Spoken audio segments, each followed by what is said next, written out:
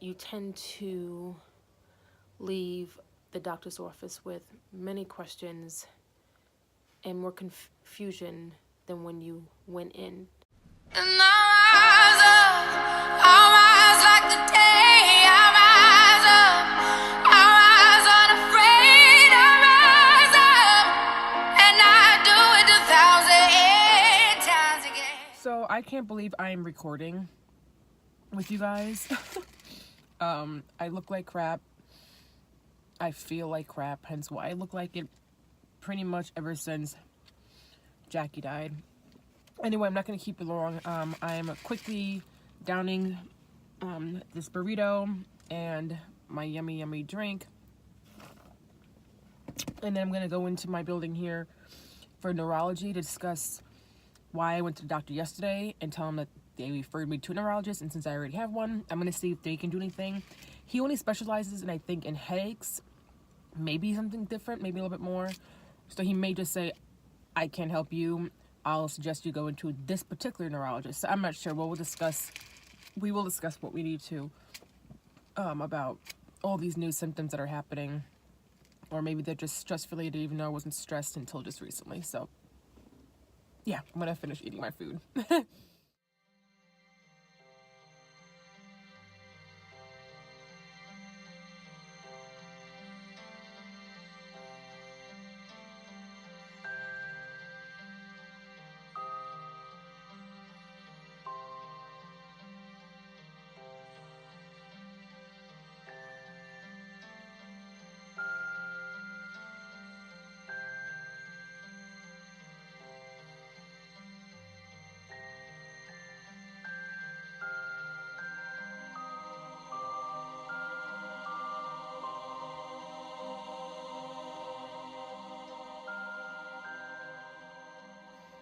I look like crap.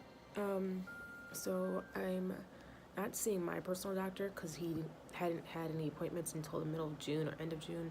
So I'm seeing his like right-hand man who I've seen before. And every time I do see this doctor, he always goes to my original doctor and discusses it. So that's what he's doing. He just left. So we did some like quick like neurology type testing, like put my hands up and see if I'm shaking, make me walk, things like that. He said that it looks fairly okay, which I don't know what that means. That means it's not 100% perfect. So he's gonna talk to my doctor and see what's with what.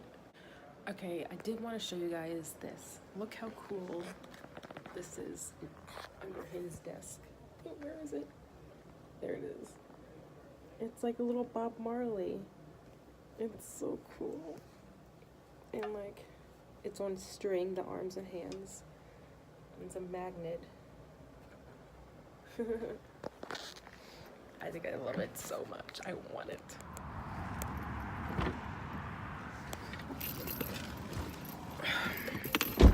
Okay, so I am very pissed off right now.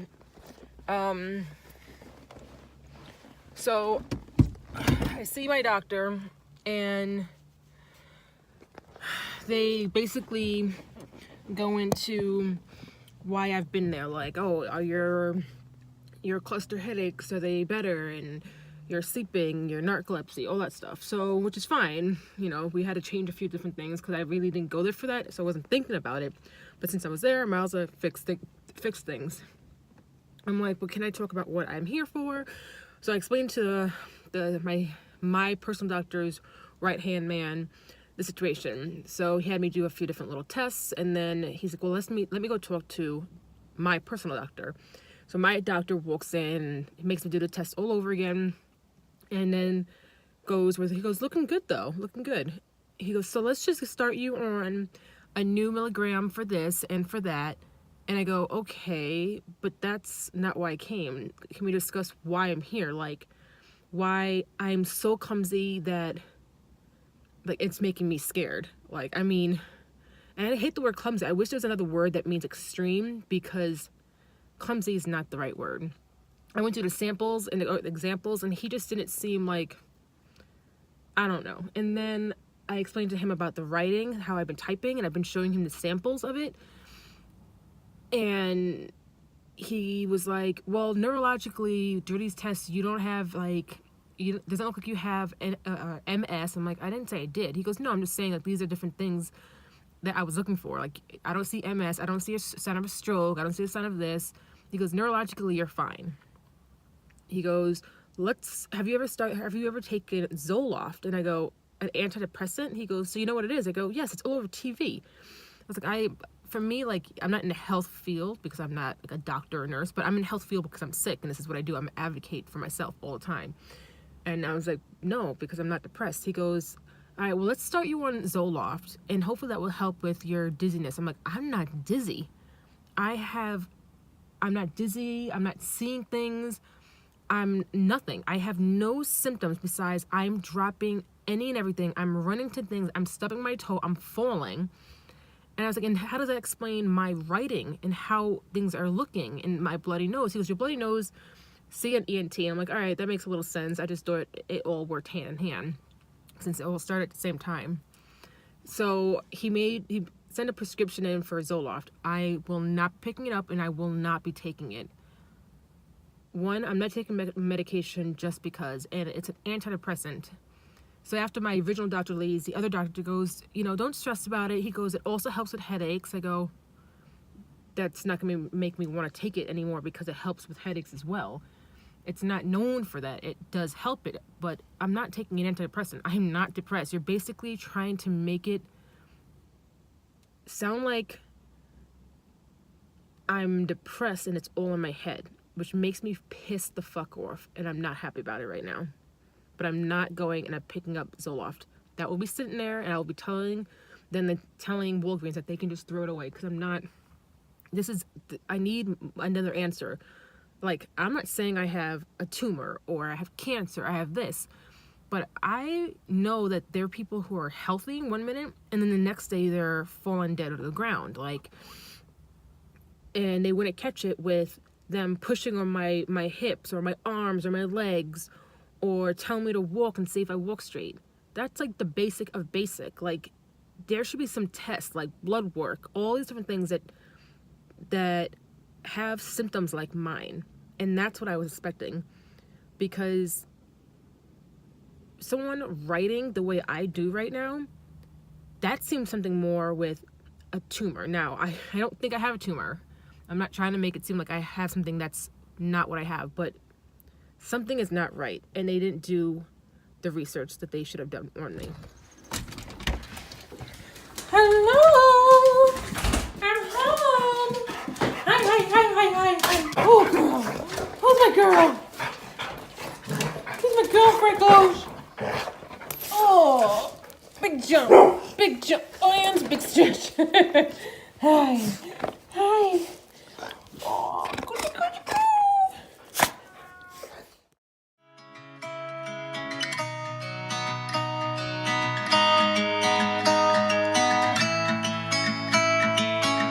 I couldn't give you a warning, but I felt it all over me. I hope you come where I'm going, babe, my hands are free. Falling so hard, swimming through. So I'm not really sure what I want to eat. Ooh, got a bar, which won't really fill me.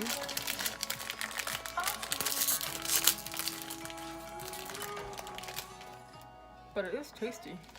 So I've been home for obviously a while now. Oop, and I dropped something. And I wanted to share this with you guys. So I made these prints.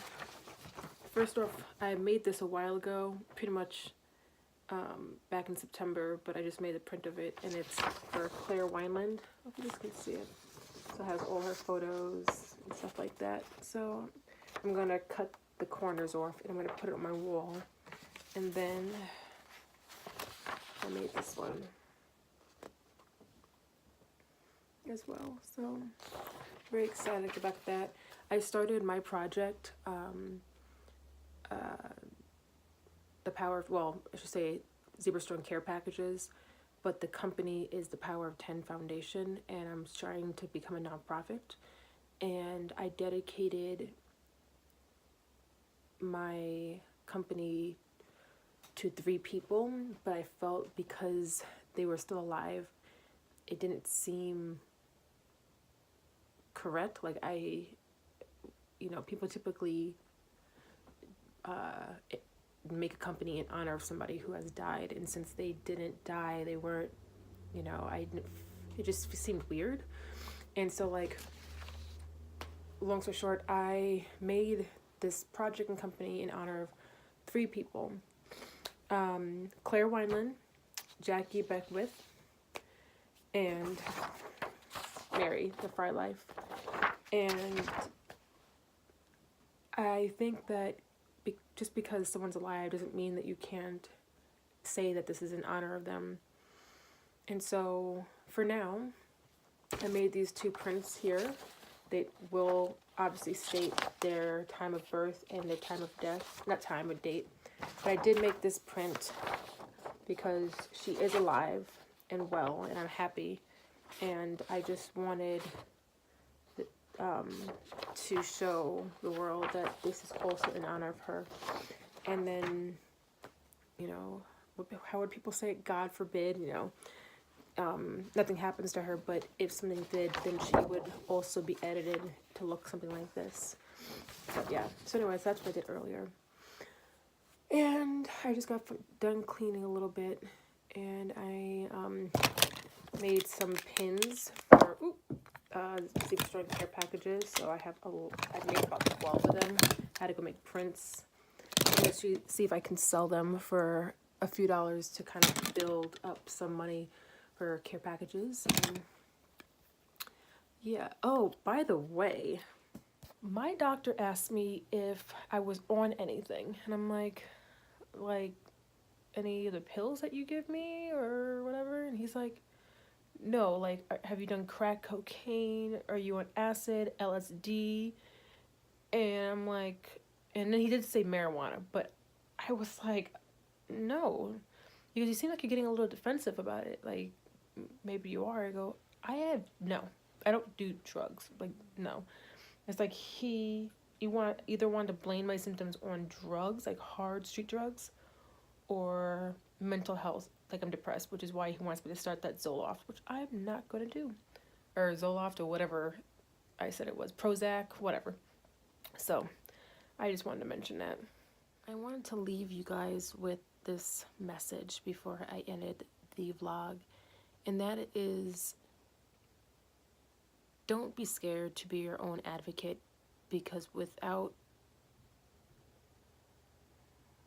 you speaking up to doctors, you tend to leave the doctor's office with many questions and more confusion than when you went in. And you find yourself confused and broken and questioning if you really are sick. Because I've had many instances where I've seen doctors with a whole bunch of different kinds of concerns, and they didn't do much. They explained to me that I was depressed. I don't really get that often, like a lot of people do, but I do get that nothing's wrong with you, you're fine, you're just probably stressed. That's what I get often, is stressed. And had I not went to another doctor, I would not get the diagnosis that I have. And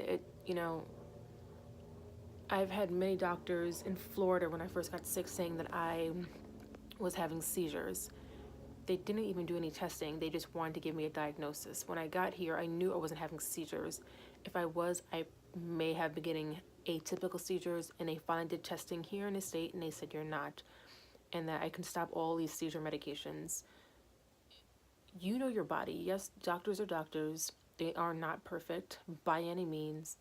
They are more knowledgeable than we are when it comes to the medical field. But we know our bodies, and they do not.